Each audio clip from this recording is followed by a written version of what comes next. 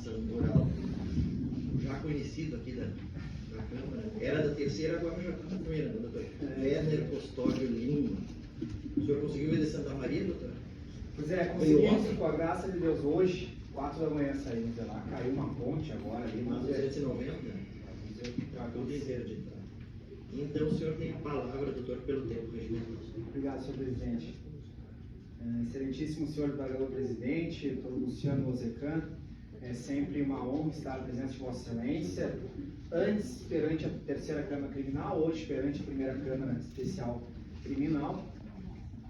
De certa forma, cumprimento Vossa Excelência, estendo os cumprimentos aos demais desembargadores, desembargador Marcelo, desembargadora Viviane, nobre procurador de Justiça, também cumprimentar Vossa Excelência.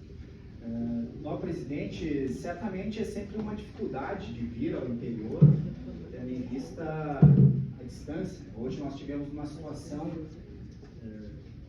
diferente em virtude das chuvas, mas a preocupação desse defensor nem é consigo, assim, sim com as pessoas que estão sem seus lares, estão submersas, aí sem casa. Infelizmente é uma situação que vai gerar uma série de prejuízos e transtornos. Hoje não vamos retornar, mas certamente com saúde retornaremos aí quinta ou sexta-feira.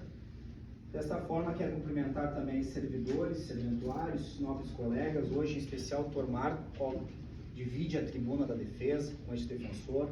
Cumprimentar também o Dr. Pedro, qual fez uso da tribuna, e aqui quero dizer a Vossa Excelência, obviamente que tem alguns defensores, advogados criminais, qual me espelho, em especial meu pai, o Dr. Sérgio, qual sempre esteve nessa tribuna, mas o Dr. Pedro eu muito assisti quando era estagiário ainda lá no Mar de Santa Maria, né, de forma que espero um dia chegar na sua sapiência e na sua manifestação em tribuna. De certa forma, recebo os cumprimentos. Senhores, e nobre desembargadora Viviane, é um caso que envolve uma extrema, vamos dizer assim, necessidade de discussão de alguns pontos. Nós tivemos lá em dezembro, nós tivemos um julgamento no relator de um habeas corpus, onde Vossa Excelência, em uma primeira análise, verificou a legalidade da prisão, do decreto de prisão preventiva. Hoje nós já temos aí ultrapassado 4 a 5 meses daquela decisão. Este defensor assume a defesa do paciente e observa, a partir de alguns elementos que foram citados quando do decreto de prisão preventiva, que nós precisamos fazer algum tipo de esclarecimento. Digo isso porque, nobre relator, primeiro ponto, em relação ao decreto de prisão preventiva, observa-se que algumas conclusões trazidas pelo juízo, em especial de que chegaram à autoria do paciente, tendo em vista que teria sido retirado o projetil do corpo da vítima e se verificado que o paciente teria um registro de uma arma de fogo de calibre 22, isso cai por terra. E não porque eu estou fazendo essa alusão a Vossa Excelência, porque eu tenho um elemento probatório, que é um laudo pericial, e aí vou fazer a leitura rapidamente, senhor presidente. O laudo pericial diz o seguinte: pelos dados coligidos nos exames periciais, concluímos que FPQ, que é justamente o projetil, não apresenta elementos que permitam a determinação do calibre da munição que compunha, tampouco a identificação do raiamento do cano que o expeliu. É isso que diz o laudo pericial. E aí, pouco antes, ouvindo o nobre doutor Antenor Sapiranga, quando fazia críticas em relação à investigação e não ao trabalho da investigação policial, porque há uma diferença. Eu posso discordar daquilo que é produzido. Isso é devido. Eu não vou discordar do trabalho que é realizado pela polícia, que é um trabalho idôneo. Agora, a conclusão da polícia foi desacertada.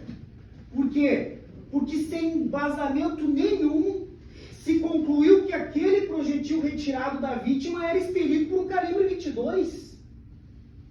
Sendo que a prova pericial vem e diz que não há este elemento. Mas isso é pouco, senhor presidente. Isso é pouco. E por isso que nós temos mais elementos. Em relação ao decreto de preventiva, retornando, quando aduz o paciente possui antecedentes criminais, conhecendo o doutor Ulisses, e até porque trabalha com o doutor Ulisses há 12, 13 anos, isso foi um erro, talvez, até de digitação, porque a própria certidão criminal, a policial já não consta registro de antecedentes. A criminal, muito menos. Eu sempre uso aquela metáfora, nem no SOI lá da minha época, da escola, esse rapaz ele teve, nem na direção do colégio. Ele é totalmente primário. Mas isso também é muito pouco. Vamos ter que analisar questões fáticas, nobre desembargadora Viviane. E aqui nós temos uma diferença, porque a vítima estava em flagrante delito.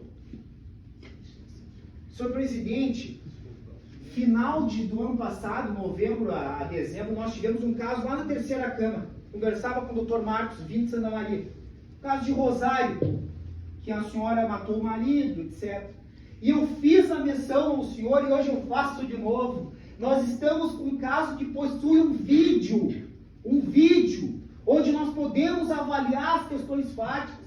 O rapaz está pendurado nos fios, a vítima, pendurado nos fios. Por quê? Porque ele fazia daquela ação furtiva o seu meio de vida. Junto ao corpo é encontrado uma faca, é encontrado um alicate, a resta furtiva, que são os fios disjuntores, já estavam no chão.